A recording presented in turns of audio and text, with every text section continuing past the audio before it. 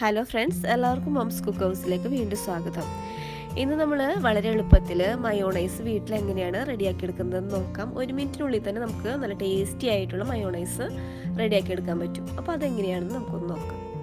അപ്പോൾ ഈ വീഡിയോ തന്നെ ഞാൻ എഗ്ഗ് വെച്ചിട്ടുള്ള മയോണൈസും എഗ്ഗ്ലെസ് മയോണൈസും ഞാൻ കാണിക്കുന്നുണ്ട് കേട്ടോ. അപ്പോൾ ഫസ്റ്റ് ഞാൻ മിക്സിയുടെ ചെറിയ ജാറാണ് എടുത്തിരിക്കുന്നത്. ഇത് നന്നായിട്ട് ഉണങ്ങി വെള്ളത്തിൻ്റെ അംശം ഒട്ടും പാടില്ല കേട്ടോ ഇതിൽ. അപ്പോൾ നന്നായിട്ട് ക്ലീൻ ചെയ്തൊക്കെ എടുത്തിട്ടുണ്ട്. ഇതിലേക്ക് ഞാൻ 2 മുട്ടയുടെ വൈറ്റ് പോർഷൻ മാത്രമാണ് ഞാൻ ഇതിലേക്ക് യൂസ് ചെയ്യുന്നത് കേട്ടോ. അപ്പോൾ ഇതിലേക്ക് നമുക്ക് മുട്ടയുടെ വൈറ്റ് പോർഷൻ ഒന്ന് ഒഴിച്ചു കൊടുക്കാം.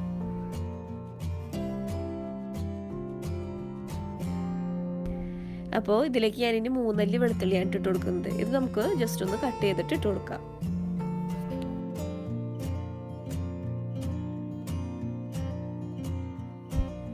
ഇനി ഇതിലേക്ക് 1 ടേബിൾ സ്പൂൺ പഞ്ചസാര ഇട്ട് കൊടുക്കുന്നുണ്ട്.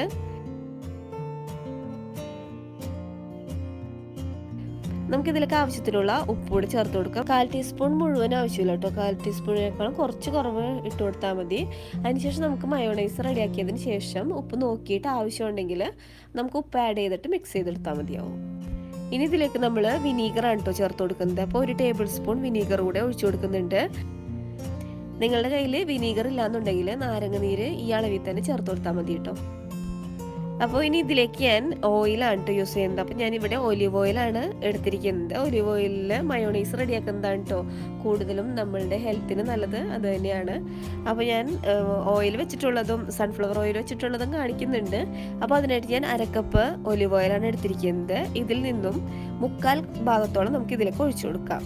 1/4 കപ്പ് നമുക്ക് മാറ്റി വയ്ക്കാം, പിന്നീട് ചേർത്തിട്ട് ഒന്നുകൂടെ അടിച്ചെടുക്കാനുള്ളതാണ്. ഇനി നമുക്കിതൊന്ന് ബ്ലെൻഡ് ചെയ്തെടുക്കാം.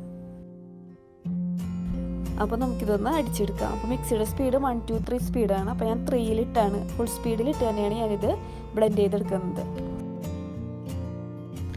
അപ്പോൾ ഇത് ഫസ്റ്റ് ഒരു 35 സെക്കൻഡ് ഒക്കെ ഒന്ന് ബ്ലെൻഡ് ചെയ്താൽ മതി.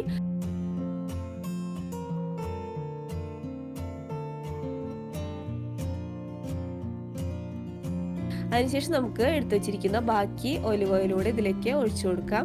അതിനുശേഷം ഒന്നുകൂടെ ഏകദേശം ഒരു 10 സെക്കൻഡ് കൂടെ ഒന്നുകൂടെ നമുക്ക് ബ്ലെൻഡ് ചെയ്യാം. അപ്പോഴേക്കും നമ്മുടെ ടേസ്റ്റി ആയിട്ടുള്ള മയോണൈസ് റെഡി ആവും കേട്ടോ. അപ്പോൾ ഇത് ഞാൻ ബ്ലെൻഡ് ചെയ്തെടുത്തിട്ടുണ്ട്. അപ്പോൾ നിങ്ങൾക്ക് നോക്കുമ്പോൾ തന്നെ മനസ്സിലാവും നല്ല കറക്റ്റ് കൺസിസ്റ്റൻസിയിലാണ് നമുക്ക് കിട്ടിയിരിക്കുന്നത്. അപ്പോൾ നിങ്ങൾക്ക് ഇത്രയും തിക്ക് വേണ്ടാന്നുണ്ടെങ്കിൽ 1/4 കപ്പ് ഓയിൽ ചേർക്കണ്ട, അതിന് മുന്നേ ഉള്ള കൺസിസ്റ്റൻസിയിൽ നിങ്ങൾക്ക് എടുക്കാം കേട്ടോ. ആ ഒരു ലൂസ് കൺസിസ്റ്റൻസിയിൽ നിങ്ങൾക്ക് എടുക്കാം.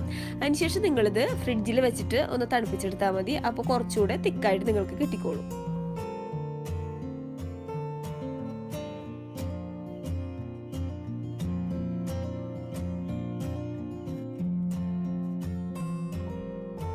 അപ്പോൾ നമ്മുടെ ടേസ്റ്റി ആയിട്ടുള്ള എഗ് മയോണൈസ് റെഡി ആയിട്ടുണ്ട്. ഇനി നമ്മൾ കൂടെ തന്നെ എഗ്ഗ്ലെസ് മയോണൈസ് കൂടെ ഞാൻ കാണിക്കുന്നുണ്ട്. അപ്പോൾ നമുക്ക് അതെങ്ങനെയാണെന്ന് നോക്കിയിട്ട് വരാം. അപ്പോൾ ഇതിനായിട്ട് ഞാൻ മിക്സിയുടെ ചെറിയ ജാർ ക്ലീൻ ചെയ്തെടുത്തിട്ടുണ്ട്. ഇതിലേക്ക് ഞാൻ 1/2 കപ്പ് സൺഫ്ലവർ ഓയിൽ ഒഴിച്ചു കൊടുക്കുന്നുണ്ട്.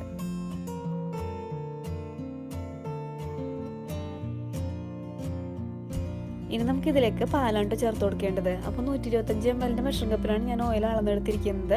അതേ കപ്പ് അളവിൽ തന്നെ ഒരു 1/4 കപ്പ് പാലൂടെ നമുക്ക് ഇതിലേക്ക് ഒഴിച്ചു കൊടുക്കാം. നല്ല തണുത്ത പാലാണ് കേട്ടോ ഇതിലേക്ക് ഞാൻ ഒഴിച്ചു കൊടുക്കുന്നത്.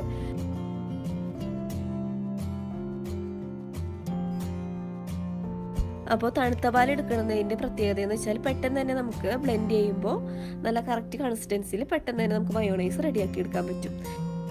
ഇതിലേക്ക് നിങ്ങൾ തണുത്ത പാൽ തന്നെ യൂസ് ചെയ്യാനായിട്ട് ശ്രദ്ധിക്കണം കേട്ടോ. ഇനി നമ്മൾ നേരത്തെ ചേർത്ത പോലെ തന്നെ ഇതിലേക്ക് ഞാൻ 2 അല്ലി വെളുത്തുള്ളി ചേർത്ത് കൊടുക്കുന്നുണ്ട്. 2 3 അല്ലി ചേർത്ത് കൊടുക്കാം കേട്ടോ.